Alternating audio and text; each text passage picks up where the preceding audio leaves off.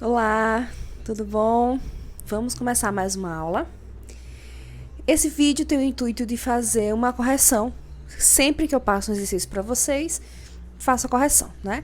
E aí, a última atividade foi uma atividade de interpretação de texto. E a partir dela, eu separei vocês em níveis de leitura, certo? Analisei a primeira atividade para quem fez e essa segunda. E aí, coloquei vocês em níveis de leitura, que eu expliquei já numa aula que nós fizemos no Meet. E expliquei individualmente para quem respondeu e me enviou. Então, se você não respondeu ainda ao exercício, para o vídeo agora e vai responder, certo?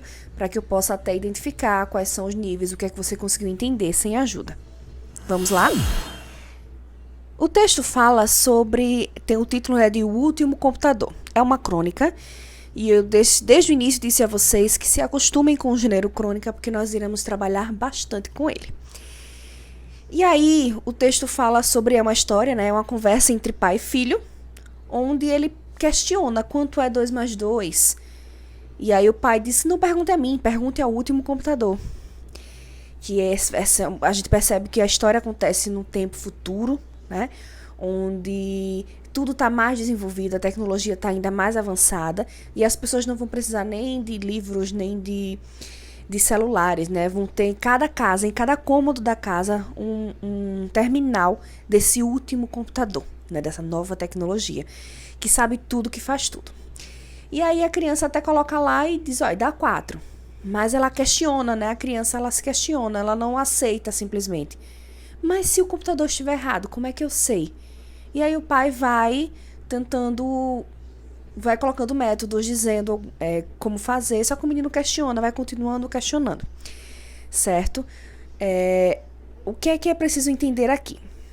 É uma crônica, é um texto ficcional nesse caso, mas que a gente pode retirar reflexões daqui, e é isso que as questões tentaram fazer, certo?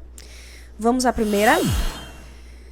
A primeira questão é bem simples, ou deveria ser bem simples. Ela pergunta qual é o tema. Questiona primeiro, né, que as crônicas elas trabalham temas atuais. É uma das características desse gênero, trabalhar temas atuais, do cotidiano, do dia a dia. Mesmo que essa história se passe no futuro, ainda assim é algo que a gente já pode observar. E aí pergunta, qual é então o tema? Muita gente, daqueles que me entregaram, confundiram. E aí é por isso que eu vou abrir esse parêntese nessa primeira questão. Título e tema são coisas diferentes. A maioria dos alunos que me entregou respondeu colocando o título, O Último Computador. Esse é o título do texto, não é o tema. Tema é o assunto. Um texto pode falar de vários assuntos, mas sempre tem um assunto principal. Qual é o assunto principal desse texto? Não é falar do último computador. Né? O tema principal, para entender, eu falo que é simples, mas no final das contas nem é simples. Para retirar o tema mesmo de um texto como esse, é preciso ter entendido que críticas ele faz, que posições ele toma. Então, o tema realmente principal desse texto é do avanço da tecnologia, né, da dependência da tecnologia que nós estamos tendo ultimamente e que futuramente só tende a aumentar, já que a tecnologia vem avançando cada vez mais.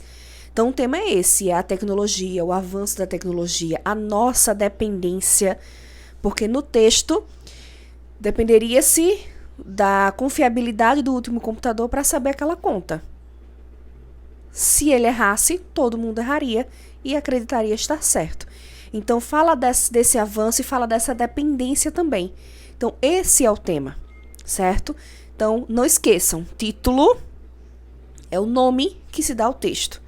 Tema são assuntos, ou nesse caso, se é o tema principal, o assunto principal do texto, tá? Se possível, anote aí no caderno para não esquecer essa informação. Tudo bem aqui? Vamos para a próxima. Segunda questão. Segunda questão pede porque, de acordo com o texto, e é importante frisar isso, de acordo com o texto, as pessoas não precisaram mais de livros, relógios, celulares.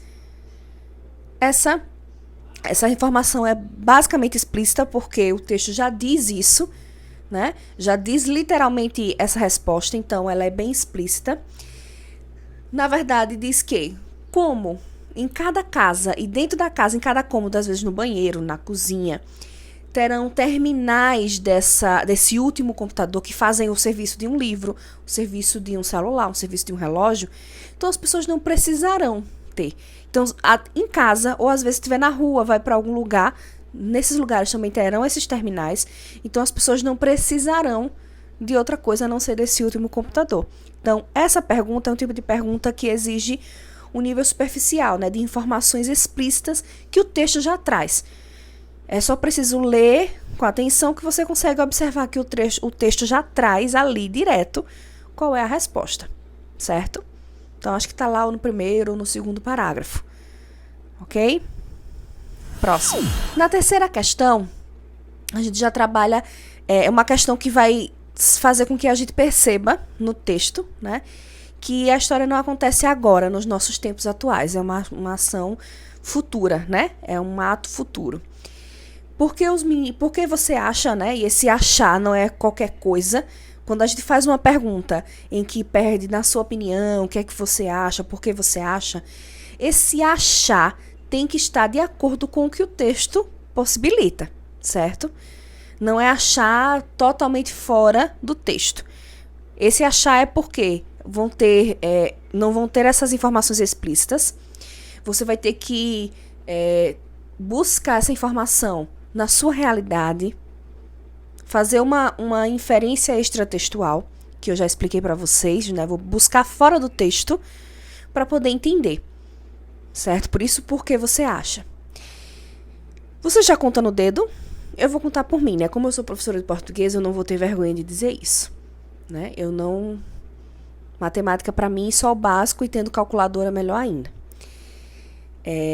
Claro que eu sei da importância, né? Com certeza, mas eu ainda recorro aos dedos em contas mais básicas. Você conta nos dedos? Quando a professora de matemática ou o professor de matemática pede alguma coisa, você conta no dedo? Ou vai fazer uma conta, vai fazer uma compra no supermercado, no mercadinho, e aí vai contar nos dedos o troco. É uma forma básica, né, que a gente visualiza de que a conta deu certo. O menino não sabia o que era isso. O pai disse, é só contar nos dedos. 2 mais 2, né? Junta 2 dedos, mais 2 dedos, dão 4 dedos. O menino não sabia. Por que o menino não sabia o que era isso? O pai até diz, né? Era coisa que os antigos faziam. O avô dele fazia isso. Então, é muito tempo na frente. É porque o tempo era tão avançado que o menino só conhecia as formas digitais, tecnológicas de fazer contas. A matemática para ele surgiu dessa forma. Ele não teve que ficar ali aprendendo somas, aprendendo cálculos, porque tudo veio mais fácil para ele. Então, era um tempo em que as pessoas não precisavam mais aprender. As máquinas faziam tudo por eles.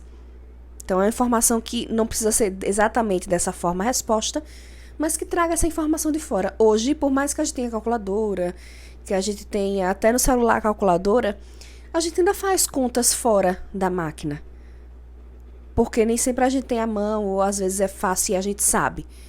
Como tudo está tão avançado, todo canto tem esse terminal, as pessoas perceberam que, talvez, né, não tinha para que mais aprender a fazer cálculos, porque a máquina fazia por você. E é uma coisa que a gente vai ver sendo criticada pela persistência desse menino. Vamos ver a próxima.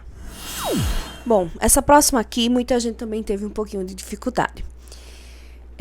A primeira pergunta que seria de sim ou não, né? O menino, ele foi convencido que esse método dos dedos dava certo.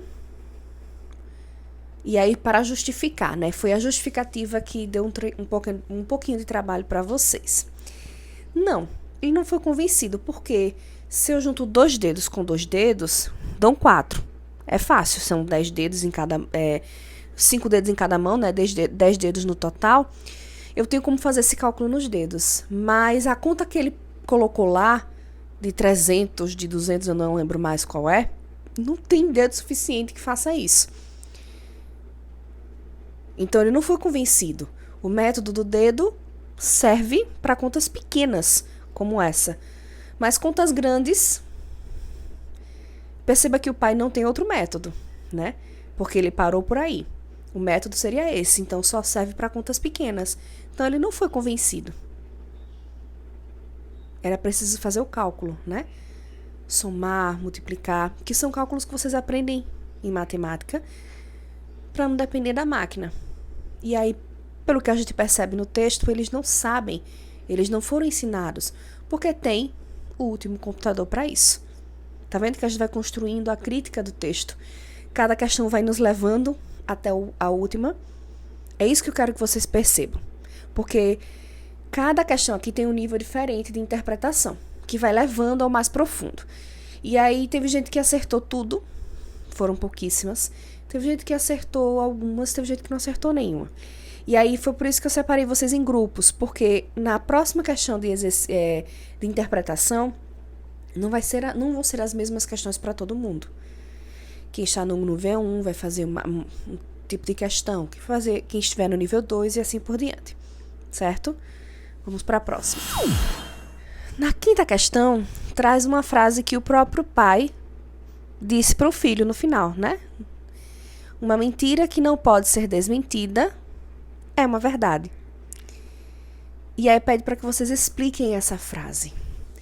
No contexto da história, o menino questionou, né, um número maior, não dava para contar nos dedos, e aí o pai disse que tinha que acreditar no último computador. O último computador daria a resposta. E aí ele novamente questiona.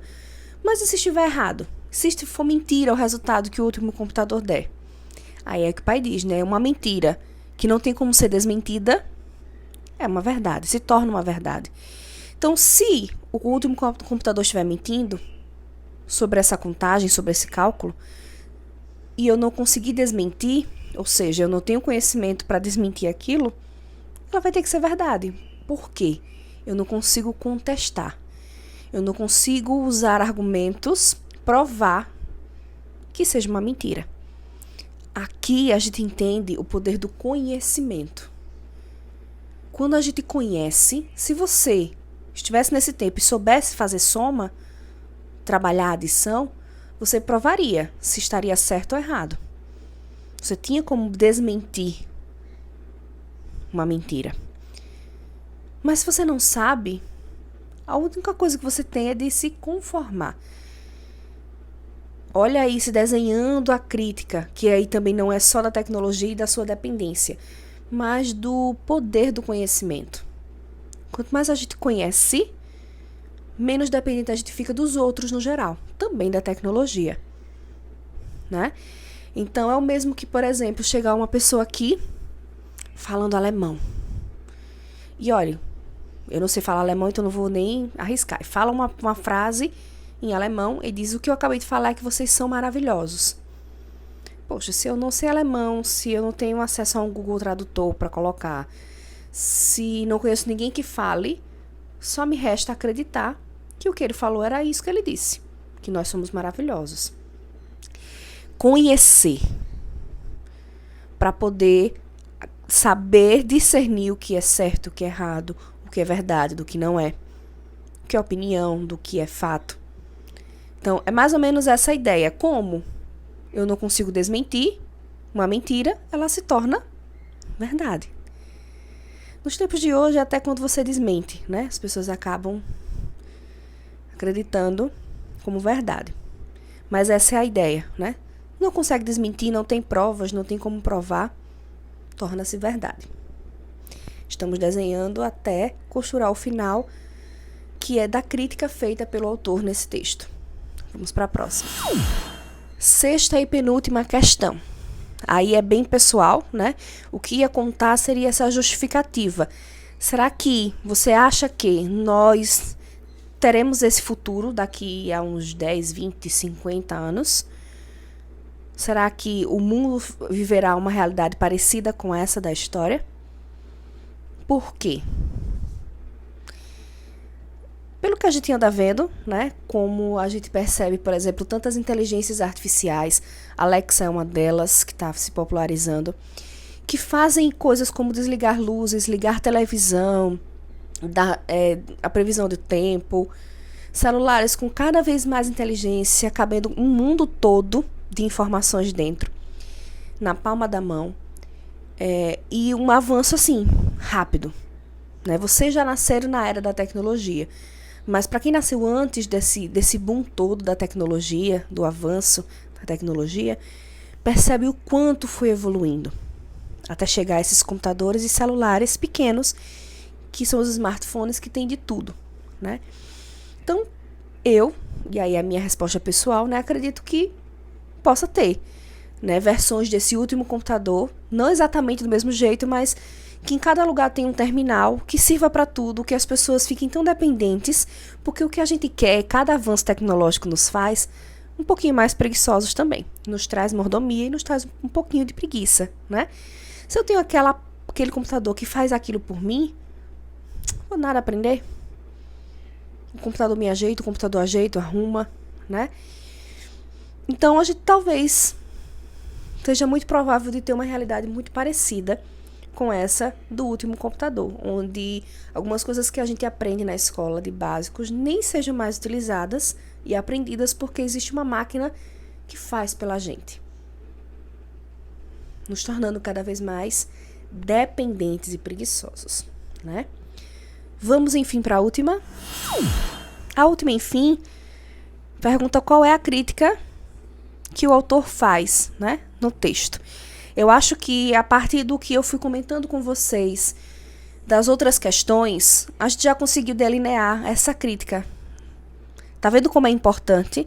Tá vendo como eu peço que muitos alunos têm me buscado, e isso é bom, porque essa busca prova que tem preocupação e quer mudar, e isso é o primeiro passo e mais importante para a gente melhorar. Eu sei que às vezes a gente não quer perder muito tempo, a gente acha que é uma perda de tempo, ficar passando aquele tempo ali lendo, né? Ler mais de uma vez, então, a professora tá ficando doida, né? Ela quer que eu leia esse texto 2 vezes, 3, 4, se for preciso. Quer melhorar a leitura, quer melhorar a sua interpretação? Leia. Não tem segredo, gente. Quanto mais a gente lê, quanto mais textos a gente tem à nossa disposição e que a gente vai lendo e tentando entender, interpretar, é assim que a gente vai melhorando. E é um trabalho de formiguinha, aos poucos. E é por isso que eu venho trabalhando dessa forma há algum tempo, separando vocês em grupos, em níveis de leitura. Por quê? Numa mesma turma, aqui, por exemplo, no 8º B, tem alunos que erraram todas as questões de interpretação. Então, mostraram o nível 1 de dificuldade, ainda precisam se aprofundar no texto. Tem alunos que estão no nível 2, ou seja, já conseguem se aprofundar, já conseguem entender melhor algumas coisas implícitas, escondidas no texto. E tem alunos na mesma turma do nível 3, que já fazem toda uma interpretação, que mostraram uma profundidade de leitura muito boa. Então, como é que eu trabalho com esses 3 tipos de alunos dentro de uma mesma turma? Então, foi a forma que eu achei, dentro da leitura, né, da interpretação, de fazer isso, separá-los em grupos ao longo do ano, em níveis ao longo do ano, e, a partir de agora, na próxima questão de interpretação, separar questões específicas, às vezes até textos diferentes para cada grupo. E, claro, mudando, se eu perceber que já houve uma evolução, eu já aviso que já está em outro nível. A ideia é que todo mundo avance e vá para o nível 3 até o final do ano, certo? E quem já está no nível 3... eu vou cutucando ali, porque sempre tenho que melhorar. Eu sempre, por exemplo, tenho que melhorar em leitura. Então, qual é a crítica do texto que a gente foi trazendo desde as primeiras questões até agora? A crítica é sobre esse uso mesmo da tecnologia, sobre a dependência, né? Se eu tenho uma máquina que faz tudo por mim, ali no texto eram cálculos, mas pode ser, por exemplo, o corretor ortográfico. Tem gente até que desativa, né, o corretor ortográfico do celular. Mas se você prestar atenção, o corretor ele pode ajudar a saber a grafia correta das palavras, a acentuação.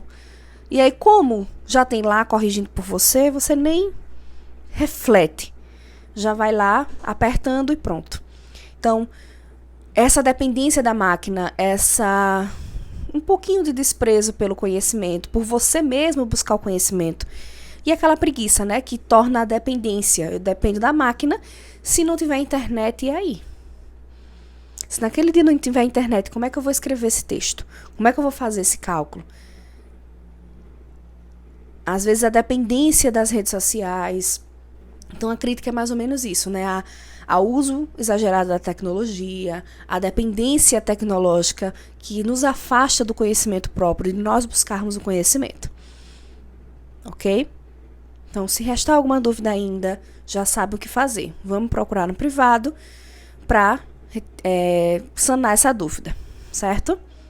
Espero que tenham entendido. Até a próxima.